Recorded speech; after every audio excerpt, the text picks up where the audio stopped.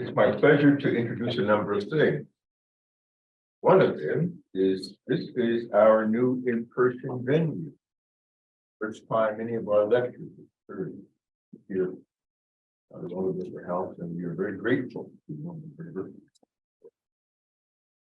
that this semester, and hopefully we'll find that for that. Also,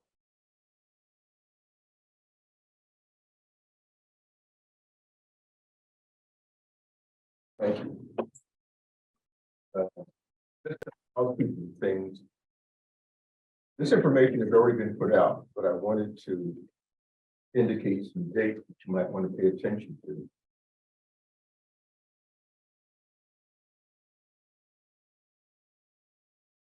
March 4th, spring membership application deadline for the Academy. March 4th again, nominations, including self-nominations for steering committee as a member. March 31st, the 5-year membership renewals. 2023 to 2000.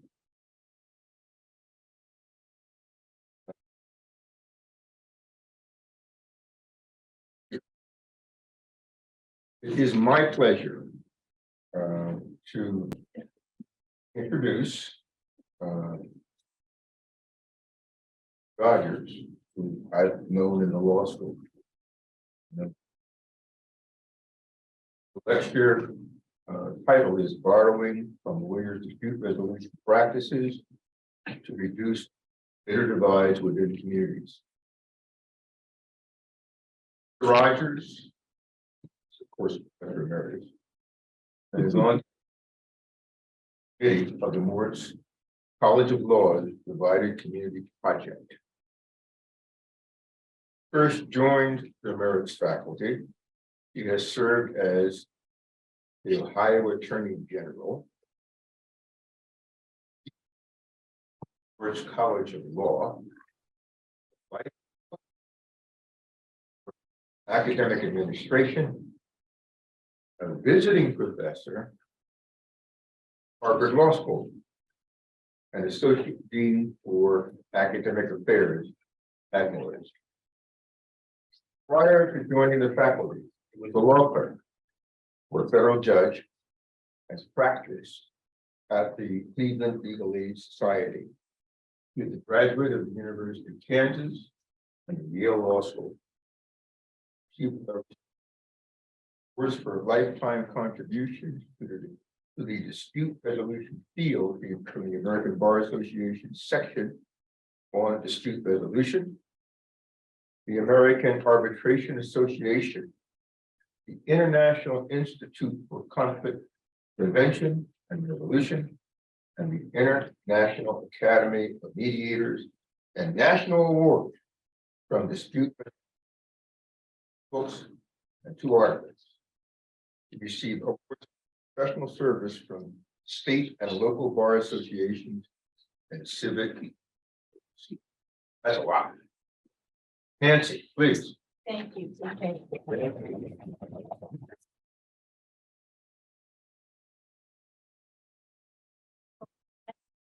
And also old friends are on Zoom. I have an opportunity that is really unique to get interdisciplinary questions and feedback on work that we're doing. So I'm grateful for this opportunity. And I wanted to take you back just a few years, about a dozen years ago. I left, I was on leave from the university to be a public official and came back.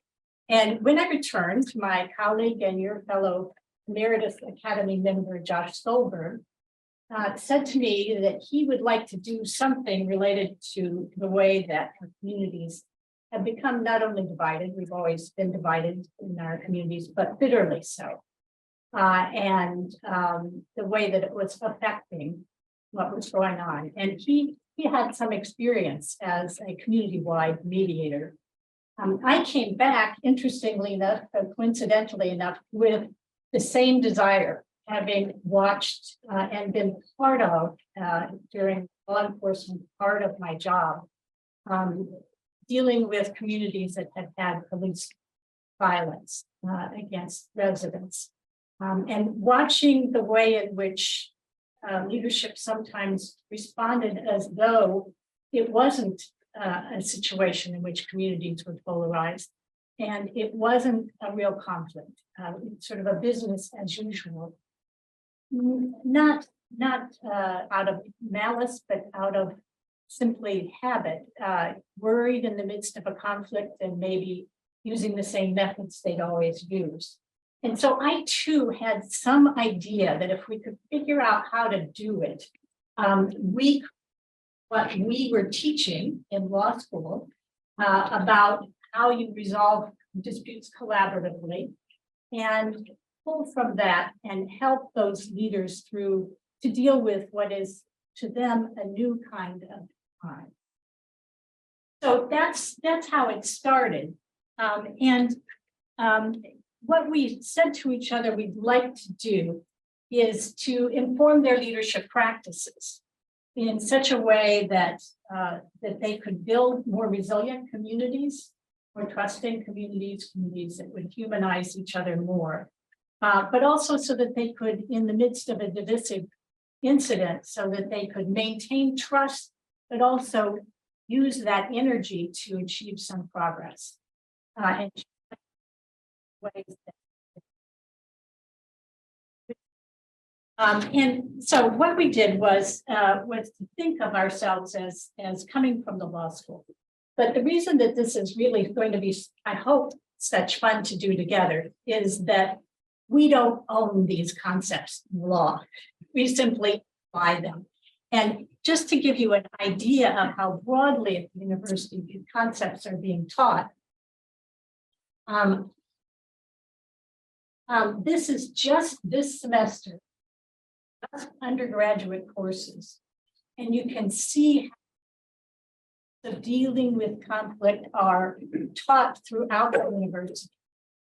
And as we've gone forward with this project, we are now dealing with people from 8 or 9 different units on the campus who are working with us and do fully understand these concepts that we're going to be talking about today and talk about translating for use in the community.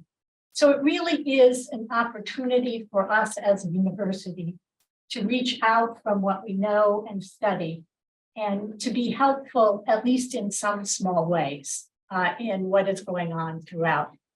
The way what we've done, our approach to it, is to think of translating that we know and teach in 3 different ways, 3 different levels of translating. The first is up with promising ideas. Of them. And so what we tried to do was, I was teaching a class of students. I said, from what you've learned in dispute resolution, those who are studying for our certificate, what do you think applies? Let's just talk about this, spend the semester doing it. And then why don't you write something about what you think is applicable?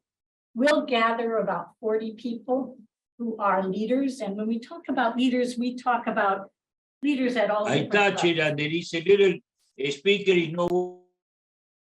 And let's see if what they think of what you put together, you students put together, whether they think it makes sense, whether they should be a box that allows you to practical or not practical. Change the speaker. And so that process yielded what we could synthesize, and what we conclude were some of the promising ideas.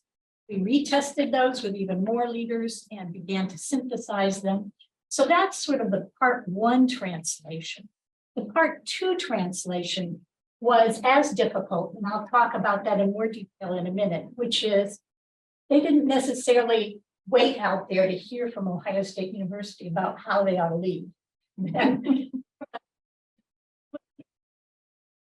In which we began to learn how to reach out in ways that would be trusted, number 1, and also that they had time to hear.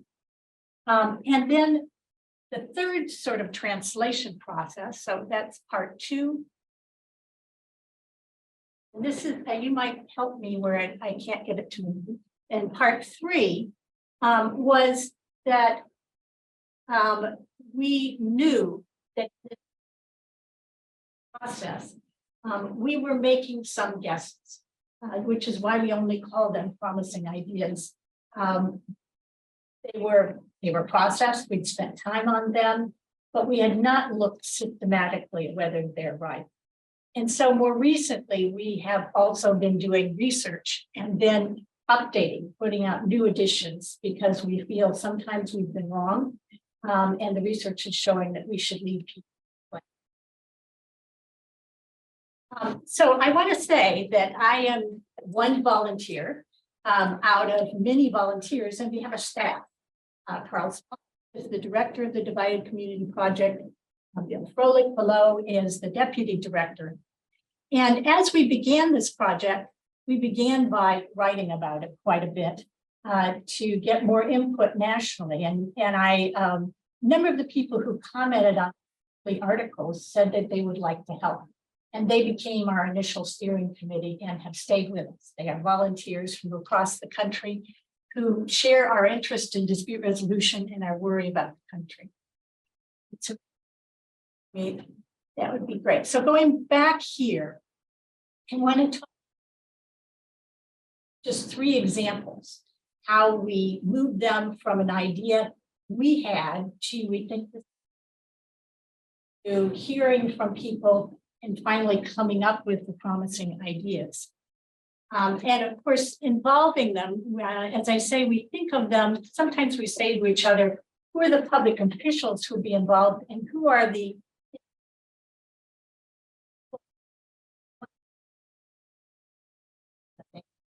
president of the Bar Association that might be the most influential lawyer in the community, who people look to, who they trust. Or it might not be the head of the Urban League, it might be a faith leader.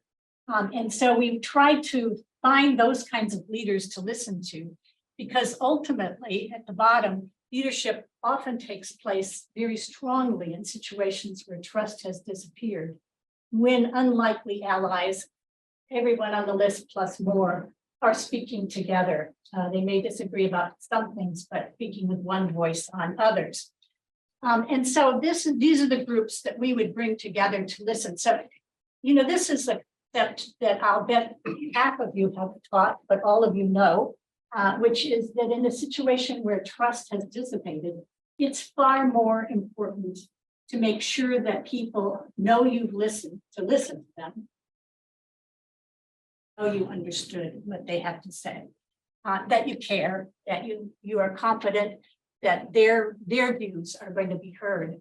And so the question was, what are the ways that we can translate that in a variety of settings? And so we start with some work we did with the Mershon Center. And that was, what about these symbols conflicts? You know, the name of the building becomes controversy on the street, the statue, the flag. Is there something, are there some ways in which we can translate something like this to that setting? And this is simply an excerpt from the guide that is excerpt there at the top that Mershon and the Divided Community Project put out. And it notes that in this context, it isn't, listening means consulting. It means bringing them aboard, getting them to know each other, not just those who have a stake in it, but those who are the bridge builders among all the community. And then to seek their help in constructing the communication. And when you make decisions, let the public know that. And then the public knows that their views are being heard and understood. So it's a way of translating that on an ongoing basis and providing that concept from a leadership position. And if you can move it forward, a second kind of idea, again, you know this idea so well, is that there's some power in conflict, in summarizing and then reframing in order to both promote the understanding of people who are in conflict with each other. going forward, a sort of problem-solving agenda. And so an example of how we found that people helped us to translate that for university leaders, that are the groups that we work with, was in the midst of a divisive incident, perhaps a hate incident. In other parts, you need to get statement out urgently and repeatedly. But in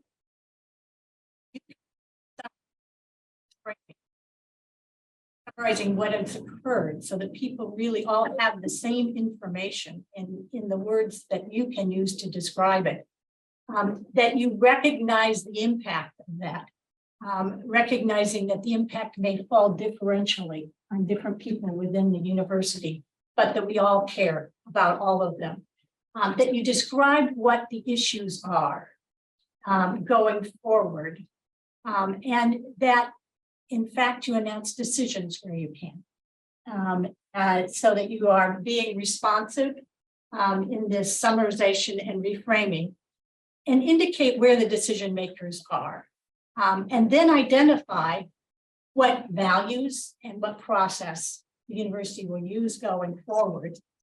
And all of that, not like you usually speak. It needs to be in a different know that you are authentic, that you feel the urgency they feel, that this is not another day. We're not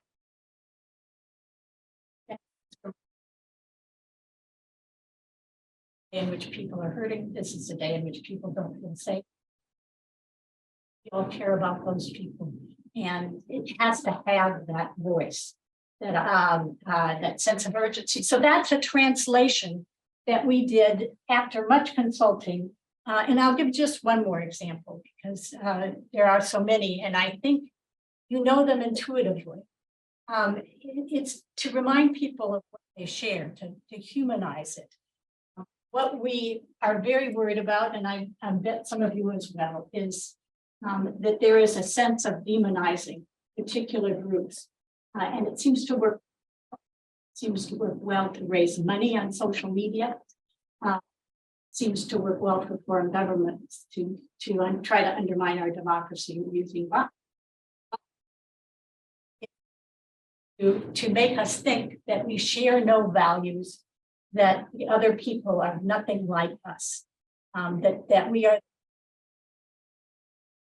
whatever it might be, that is a common frame. Conflict.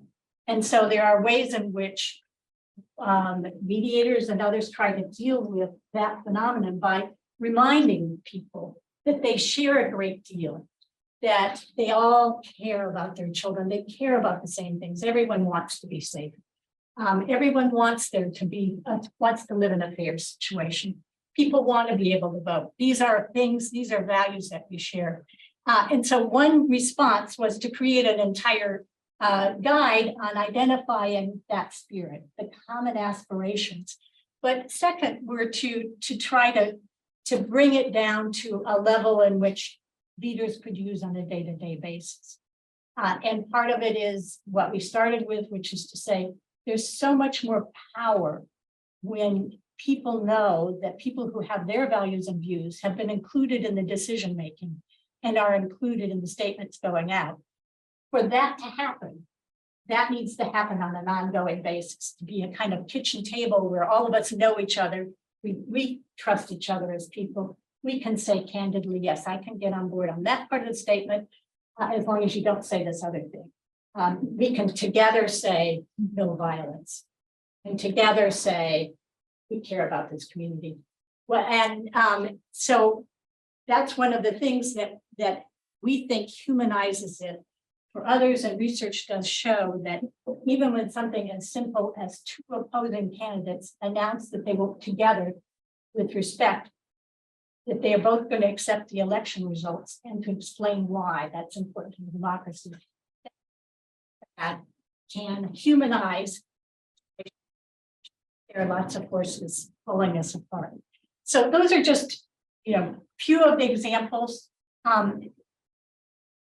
and feel free now to ask questions both online and in person.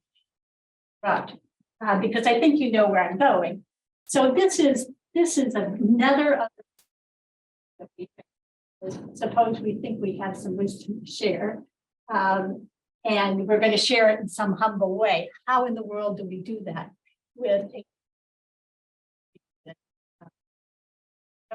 so many people who are involved? And of course, we never dreamed we would reach them all. That's never been something we thought of, but we wanted to reach a lot of them. We wanted to make as big a difference as we could. And so we began to think why, when this is the concepts we thought we were putting out were pretty common sense.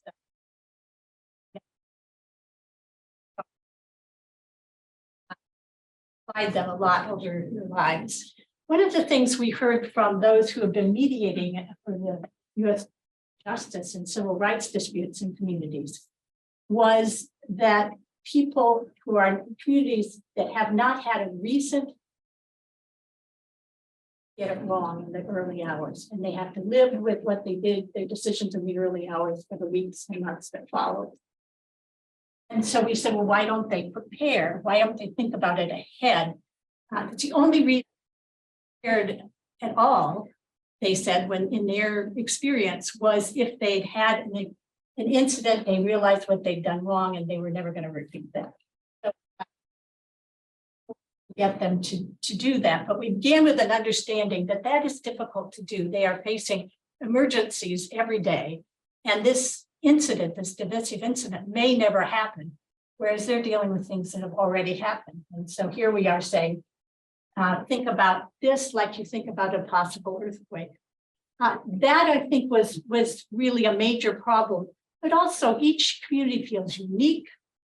They are busy and understand what they do. They're not even for people to know that they've talked to a group called the divided community would be a good idea, because it's admitting that their community is, they're very positive people. They really don't want to do. So those were the headwinds we thought we were facing. And what we did was to try to do several things, but I'm just going to give you a couple examples where we thought we've come up with some ways that work despite these challenges.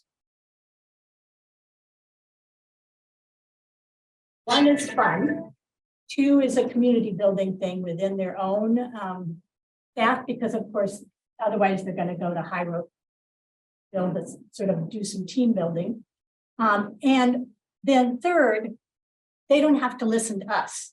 They come up with these ideas in their own voices. And so we have students who help write simulations that are, because the students are involved, are really fun. You know, in which, you know, you say, gee, I don't think that they're going to, and then all of a sudden there's a news commentator coming on saying violence has started in this university building. So instructions to the mayor's team, some of the community leaders, but we give them ahead our guide as to ideas, promising ideas that they could use.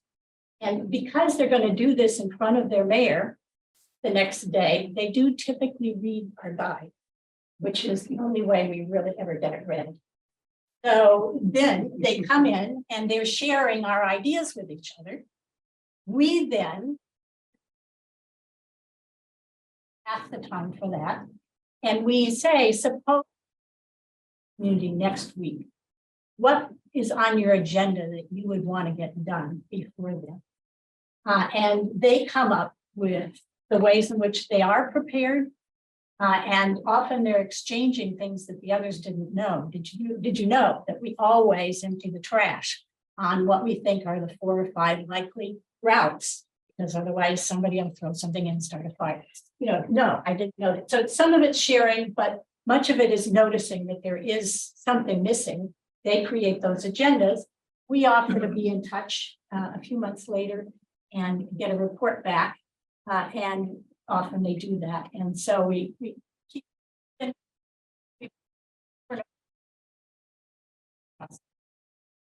The others, we've noticed that they have time to go to a conference once a year.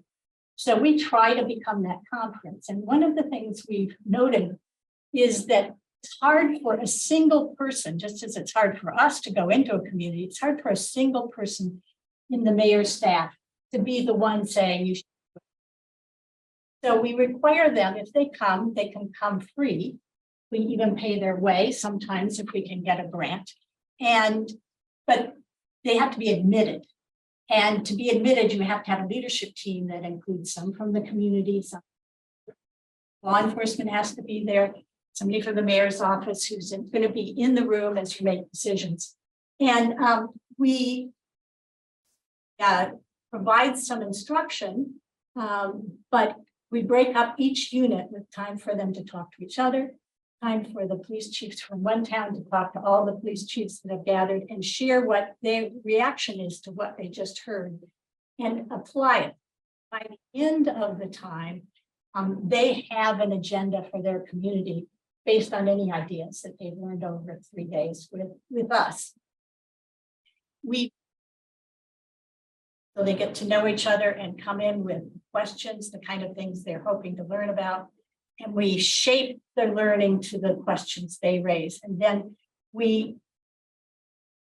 few months, and amazingly, they show up and they give reports and ask questions. And then a day like today at 2 o'clock for all those groups that have come to our academies, and it's now around 600 people, we announced 2 o'clock, we will be available to talk about what's happening in your communities in response to the killing in so they did that. Several people from Memphis City were on the phone and people sharing, police chiefs, others sharing their experiences and exchanging viewpoints. A third approach is that we just work our way in through a trusted counterpart. And we have a grant that allows us to contract with former mayors, former police chiefs who are mediators, and also from retired mediators from the Community Relations Service and the Justice Department. This work for a living, and all of them have very strong Rolodexes. We have students who watch for hotspots, and sometimes it's as simple as we simply just email someone with a guide, but often it's a conversation. Is there a police chief who knows the police chief in that community? Mediators and former police chiefs and our former mayors often know that. They work their way in and then they offer confidentially because they know it will be embarrassing and free, so that they don't have to worry about justifying an expenditure. We make a consultation available. Sometimes ignored, sometimes really embraced. So that takes us to the research. And one of our initial questions was really if it made any difference. And so we simply hired people who could do outside independent to do qualitative research in the cities that would look who had already disclosed that we'd been there. And so some had announced it, and there were articles in the paper about it that we had been there. And so we do, in those limited ways, keep checking and judging the differences that we're making. And then we are also looking more systematically, and as lawyers, we don't know how to do that. So we are working with colleagues at the university from sociology, from social work, from Rashawn, and from city and regional planning, who do know how. And we are really looking, for example, we give advice to promising ideas for public initiatives to advance racial equity. What are the process ideas that could make that work? And as we do that, we've already ended once after listening to some of the operating ones, and we do this together with Rashawn, I should say. And now we are really looking systematically at students coding the meetings, looking for what's effective, what's not. We're doing a series of interviews. We're going to bring some of the members of 4 or 5 of these commissions together to talk about what they've done. Then we will surely amend our advice and say, sorry, we were wrong about this. So research becomes a part of it, and a part that we at least can't do as well in the law school as the rest of you. To the fact that while we feel like we've made a difference in some of these communities, and we welcome the opportunity to do that, we are barely making attempt in terms of the whole nation. And we would like very much to have others take this to scale in their own ways, with their own ideas. I think what we feel confident about is that we at the university, if we're modest about it, can in fact have an impact with the knowledge that we've gained. And those of you who have been leaders have an opportunity, I think, to from that standpoint as well. And so we are in the process of trying to figure out how it is one gets others to pick up the ball as well and move with it. We know could as well as we can. And we have some concepts. The Justice Department has now asked us to work with them to train people, and we did the first training in December with the Justice Department. About 60 people in various state and local groups that might create the infrastructure to recreate what we do at a local level or a state level. And some with have actually created that state infrastructure for reaching out in a couple of cities. So that's encouraging, but still not enough. We tried speaking practically everywhere that we can. Ourselves for awards.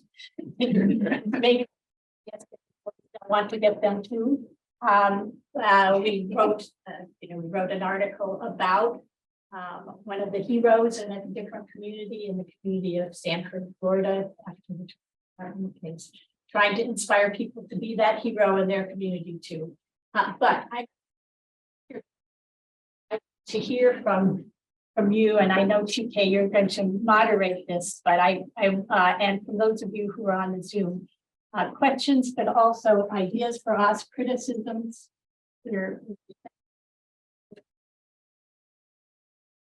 Questions?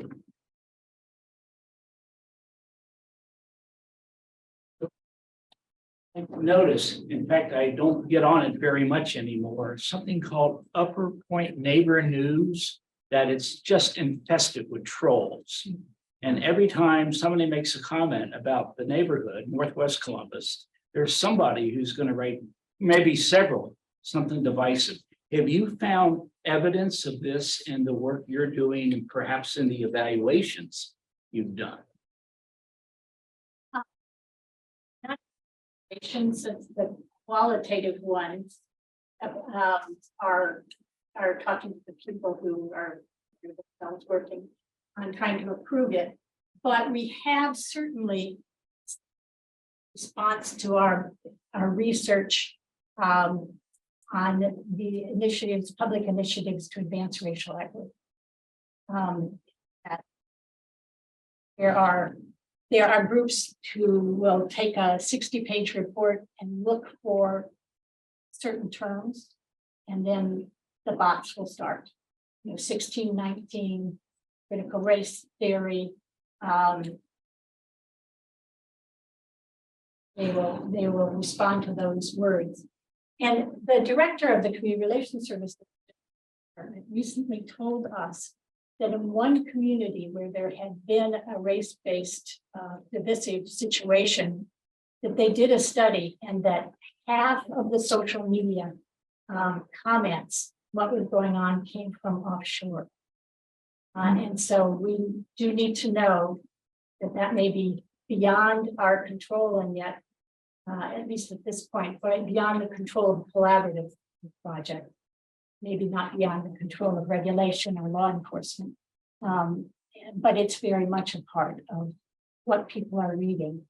And the artificial intelligence is so good that you really can't tell whether it's you, Joe, writing it from your home in the neighborhood of where it's occurred, or whether it's someone from Russia and China or Iran. Other questions?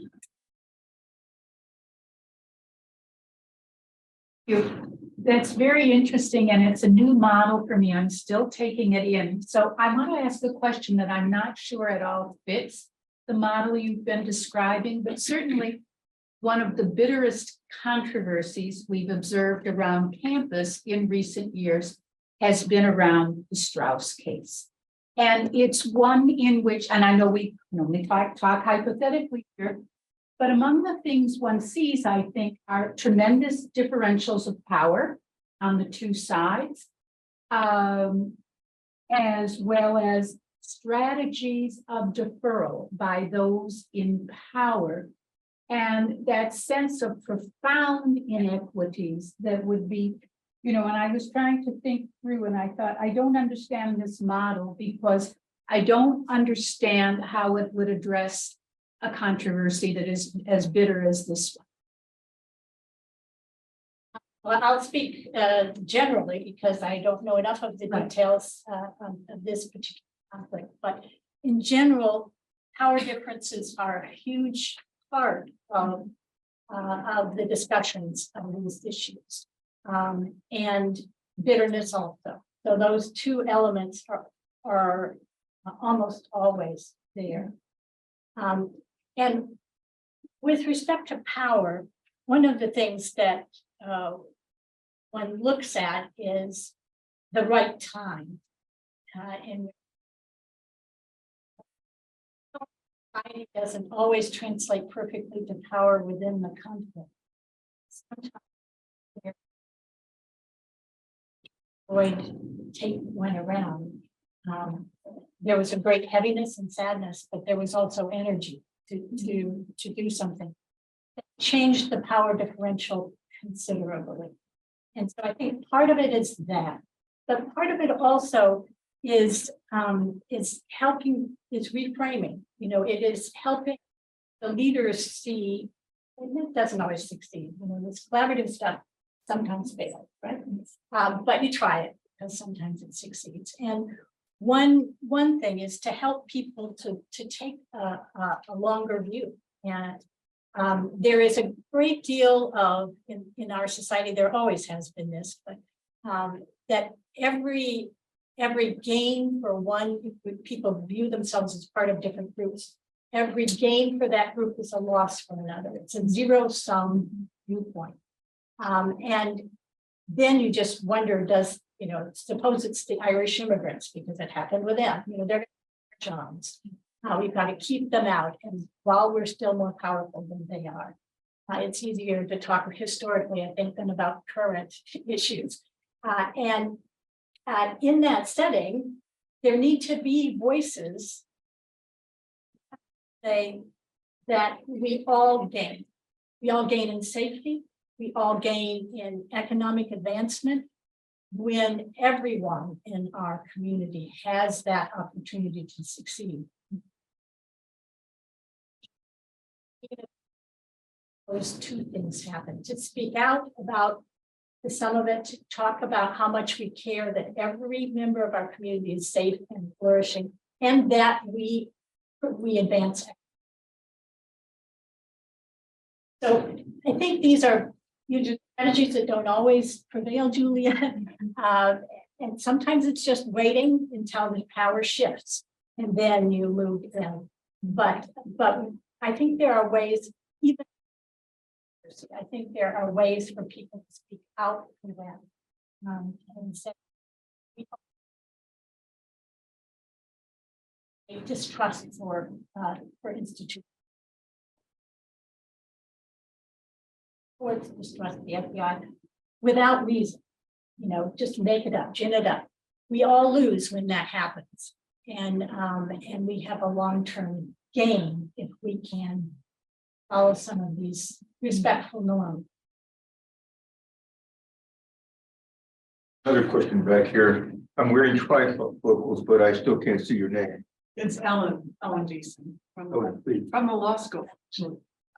So Julia's question made me want to change the question I was going to ask to be kind of a follow-up, which is, you've been speaking about working with leaders, and one could look at what you're doing and criticize it as being top down, and your focus on planning ahead for eruptions of violence and how the community, the leaders in the community will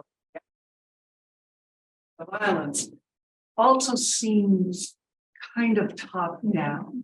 So, but you also mentioned everyone having a voice in these decisions. So how does that come together in sort of a practical sense? The people who would be demonstrating and causing violence, how do they fit into this equation? I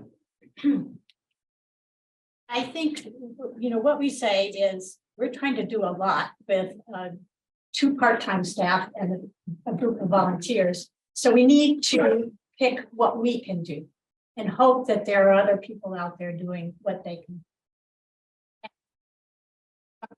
They also, and why not deal with Congress? Well, that's obvious, but or there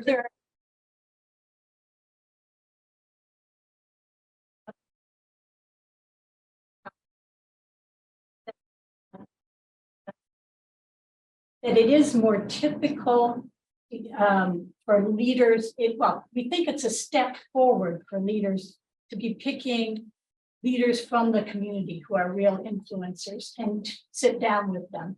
And that's the only way we think that they can lead effectively, given the level of bitter polarization there is. A great next step to have every neighborhood all the way to the grassroots, because these are the grass tops that we're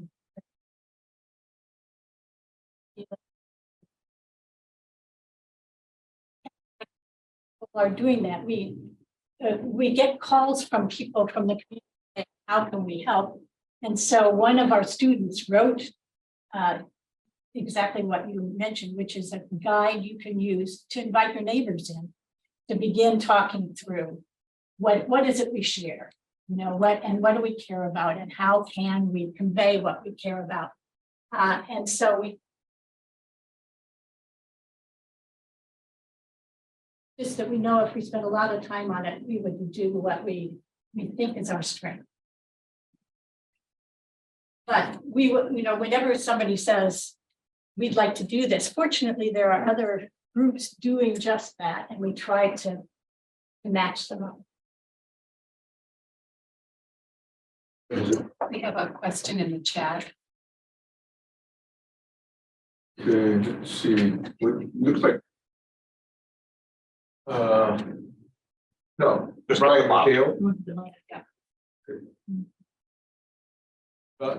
Okay, can you see that answer? I sure can, and it's a question we're hoping you will give us an idea, Brian, about. But what we're currently doing, we're trying to get others, rather than expanding what we do at Ohio State hugely, we're trying to get other universities and attorney general's offices and other groups who could host it, reach out to do something similar. So here are ideas, we hope, but make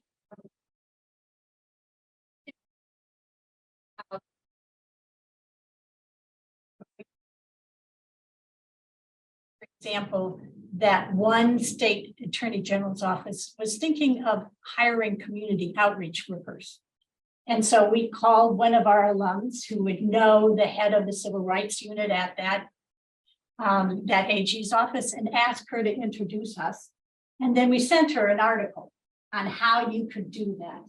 And the head of the Civil Rights Division there read the article and called us and said, we want to talk, we're going to do it. We will, our community outreach will be like this. And then they said, we want to train our staff. And so we brought them to, they came to Ohio State and we put them in our mediation class and we trained them pretty well. And met with them separately about how that could work. So some of it is that, and it is, it's the state of New Jersey, AG's office and civil rights section. It is operating and doing a great deal of work. Another was our former director. She went to California, family move, and she became the head of a section within the civil rights organization for California. And she, using our materials and sending some of her mediators to be trained here, has started basically a community relations service like the Justice Department has for the state of California. So we've had those of successes. We've asked for a grant. If we get it, then Fordham Law School and Stanford Law School will both begin offering academies like we're offering. They're coming to watch ours, then we'll go help them with theirs. They will get a following of hundreds of people who they will stay in touch with as well. So we feel like these are haven't worked. Brian, ideas. We have a question from Jose. Good evening, everyone. My name is Jose Morales Crispin. I am the DEI director for the Office of the Public Defender's Office. Thank you so much for being here. I really appreciate your lecture. My question is how we can move towards more of a holistic approach in public defense, and how can we use the Divide Community Project to provide either best practices or educate our lawyers on how to identify how to work with community leaders. The particular viewpoints with the community leaders, or work with them to help bridge differences? Both. Just try to have a better understanding on how they can collaborate and partner with community leaders to try to understand how just improve legal defense. Well, I think I am an advocate too, so I understand both viewpoints. The one thing we haven't done is train advocates, but we do see advocates as part of the community leaders. That in every meeting we have civil rights leaders, for example, as part of the group, and I think that they have groups like Advocacy Agency has always supported the Community Relations Service and the Justice Department and budget hearings, knowing that you need both things. You need the strong advocacy, but you need a place for that advocacy to occur where you can collaborate and solve some problems and find the areas in which there is some common ground. And so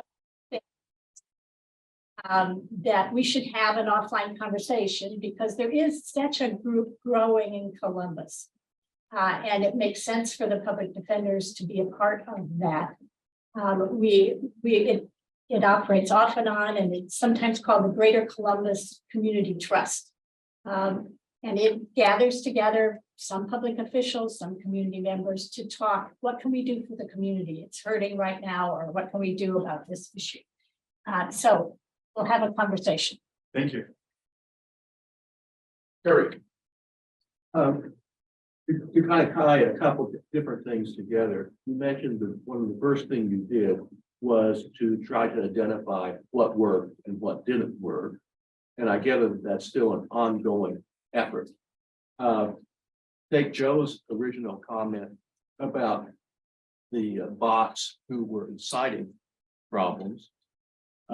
In principle, you could turn this around and use AI to search the vast information on the internet about what has worked and what has not worked. Oh,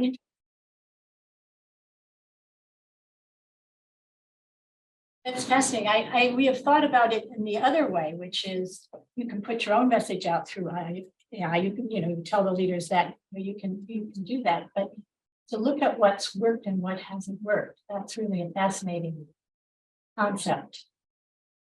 We have, Ellen and I, a colleague who was part of our study of what has happened with these broad-based racial equity initiatives, studied what's going on during them in social media. But this is yet another question, Terry, that you raised that I'm going to take back to the group. Thank you. So I'll build on what Terry said. You might actually get involved in training individuals who would be responsible for responding when bots and trolls attempt to be divisive. It would be, I think, a rather prestigious community role for some people.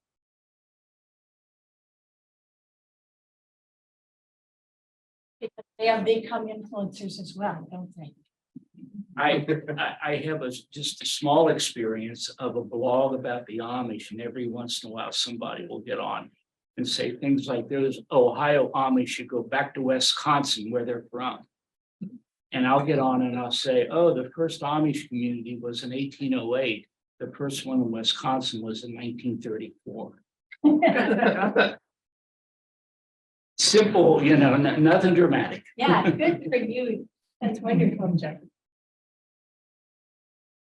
That happens. We just need more Joes.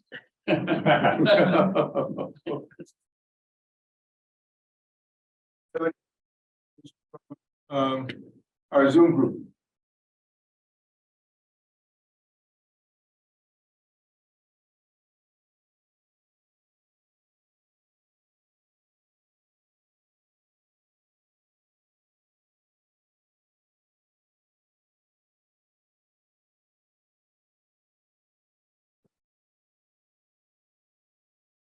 Well, thank you, Nancy. You're very welcome.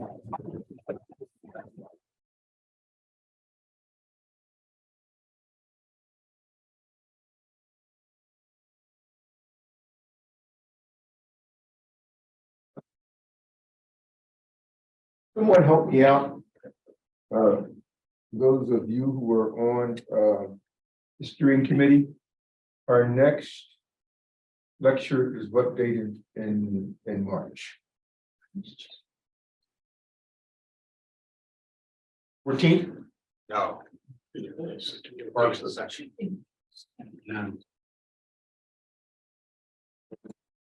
So it's March 1st. Oh, same day. Hey, Mark, Sorry? you see the topic? Yeah. We have a lecture in March, we just don't know what the topic is. Well, thanks everybody for coming. For me, this has been an exhilarating question. I did have another question. And it was this. It had to do with the comments that were going back and forth between Joe and Terry. A lot of people don't know this about me. One of my first jobs out of college was working in gang control. In the city of Philadelphia. And what we were talking about was leadership, quasi mayors and so on and so forth, be able to lead things.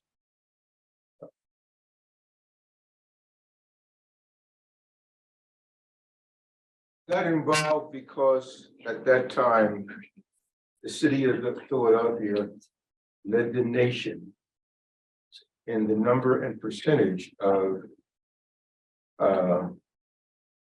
teenage deaths. Primarily because of the gang issue. And so the question became, how do we come together to address this with leadership? What happened was a program that was created between the feds, the state of Pennsylvania, and the city of Philadelphia. You want to know what we did? The leaders of gangs in Philadelphia have a particular name. They're called runners. That doesn't mean that they ran the streets. we're using the word run differently, meaning I run him. Okay, everybody got it? We hired them. We gave them money. And was the gangland problems reduced somewhat? Then the money dried up. You can imagine what happened. I give that example because lots of times those who should be at the table are not. And I wanted to ask you about that. What, with that kind of population, what, in terms of bringing those kinds of people to the table? The people who run it as you did, or the people who are the gang leaders? The gang leaders. One of the things that we talk about is who's affected by the situation. And if they are, and who are the bridge makers. And you need both every time. And so if that's the case,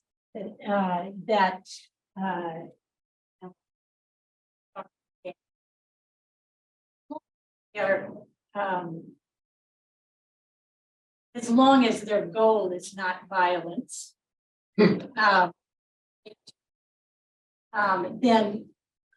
we'd say, why not? Have the conversation, think about it, consider it.